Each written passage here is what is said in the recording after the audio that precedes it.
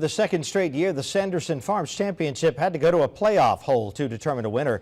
As he approached number 18, Kevin Yu, who was 4 under par for the day, was one stroke behind leaders Bo Hostler and Keith Mitchell, who were in the group behind him. Hostler's shot from the bunker was a good one, landing less than 3 feet from the hole, but Yu then sank his putt for par to win the tournament.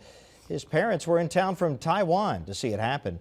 The win qualifies Yu for the Masters next spring and nets him 500 points towards his FedEx Cup standings. Yu says he plans to defend his title next year.